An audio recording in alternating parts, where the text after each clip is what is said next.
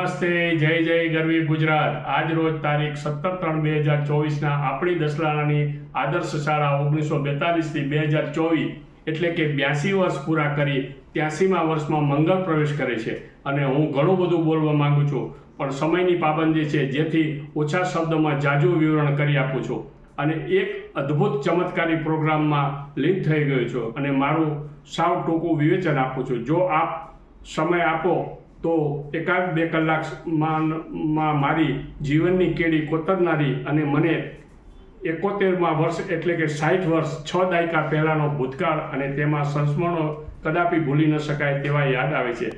હું 1953માં દસલાણાની પાવન ધરતી ઉપર એક બ્રાહ્મણ કુટુંબમાં જન્મેલ અને બાળપણ શરૂ થયું। દસલાણા શાળામાં પ્રવેશ કર્યો। નવું એક સોપાન બાળપણનું ચાલુ થયું। મારા ગુરુજીઓએ મને ખૂબ યાદ આવે છે અને તેઓના નામ હું જેટલા જાણું છું તે જણાવું છું। ચિમનલાલ સાહેબ, મફતલાલ સાહેબ, હંસાબેન, મંજુબેન ભાવસાર, વીણાબહેન, ઘનશ્યામ સાહેબ વગેરે નામી અનામી સાહેબોને આ મારા જીવનના ઘડતરના ભાગરૂપે ગણાવું છું। આપણી આ સુંદર મજાની શાળામાં ભણતર, ગણતર, જ્ઞાન, વિજ્ઞાન અને એક હિંમત અને જિજ્ઞાસા પ્રાપ્ત થઈ। મારા બાળપણના સહાધ્યાયી મનુભાઈ વિસાભાઈ પટેલ, વિષ્ણુભાઈ લક્ષ્મણભાઈ પટેલ, વાડીલાલ કરસનદાસ પટેલ તેમજ બીજી બહેનો દીકરીઓ સાથે અભ્યાસ કર્યો અને પર્યટનો જેવા કે ઉપરિયાળા, ચણિયાળા, બહુચરાજી, ખારાગોડા, પાટડી વગેરે સ્થળોએ કર્યો હતો અને ઘણા વનભોજન પણ કર્યા હતા। તો શાળામાંથી ગુજરાતી નાટકો ભજવાતા અને ગ્રામજનોને આનંદ પીરસતા હતા। ગુજરાતી નાટકમાં હું દોહા, છંદ ગાતો, લોકગીતો ગાતો અને એક મજાની રાત્રિનો આનંદ લેતા હતા। મારા સિનિયર કહેતા કે પ્રવીણ જાડિયા તે તો બહુ મજા કરાવી।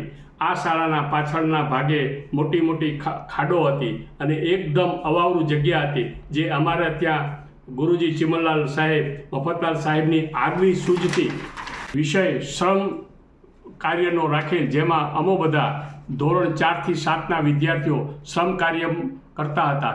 આ માટે જેટલું કહું તેટલું થોડું છે। મારી જાતને આજે બહુ જ એક ભાગ્યશાળી ગણી કે આવા અવસર પર મને બોલવા માટે કહેવામાં આવ્યું। હવે હું મારા જીવનનો ઉત્તરાર્ધ કહું છું। મેં ધોરણ 8 સુધી અભ્યાસ અઘાર એટલે કે આજની અશોકનગર શાળામાં કર્યો। ત્યારબાદ ધોરણ 9 થી 11 અમદાવાદ નૂતન ફેલોશિપ હાઈસ્કૂલમાં કર્યો। મારા વડીલ મિત્ર KS પટેલ એડવોકેટ કે જેઓ મને એક સથવારો આપેલો અને હું સોમનાથ કોલેજ વેરાવળમાં ગ્રેજ્યુએટની ડિગ્રી મેળવી। ત્યારબાદ મેં કોડીનાર કોર્ટમાં નોકરી કરી।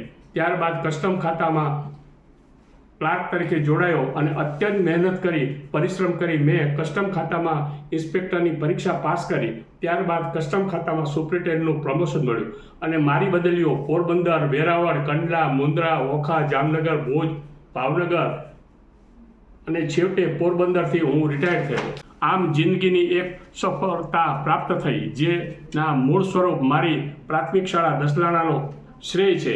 બચપણમાં ભણતા કંઈક થવાનો અને આગળ આવવાનો જે એક ઉમળકો જોશ હતો તે કામયાબ થઈ ગયો। મારા ઘણા મિત્રો જીવનમાં આગળ આવવા માટે પ્રયત્ન કરે તેવી હું ભગવાનને પ્રાર્થના કરું છું અને પુરુષાર્થ અને પ્રયત્ન તે જરૂરી છે। ખાસ કરી મારી શાળા વિશે ઘણા સંભાળના છે, જે રૂબરૂ આવી આપને વર્ણી શકું। સવાર, બપોર, સાંજ અને નિશાળની પ્રાર્થના, છૂટી, રમત ગમત વગેરે વિશે જેટલી વાતો કરીએ તેટલી ઓછી છે। આજે જે કાંઈ હું છું તે પાયાનું ઘડતર આદર્શ શાળા દસલાણા છે, જે કદાપી ભૂલી શકાય તેમ નથી। આ શાળામાં વર્તમાનમાં ભણતા બધા બાળકોને એક શીખ આપું છું કે તમે શાળાને આદર, સત્કાર અને સન્માનથી જોશો, જેથી તમારા ઊંચા ધ્યેય તમે રાખી ગુરુજીનું સન્માન કરી એક ઉમદા ભાવના રાખશો તો અવશ્ય એક સમય તમે ઊંચા શિખર પર આ શાળાના સંસ્કાર, જ્ઞાન તેમજ સ્થાન ઊંચા સ્વભાવમાં સો તેમાં બે મત નથી।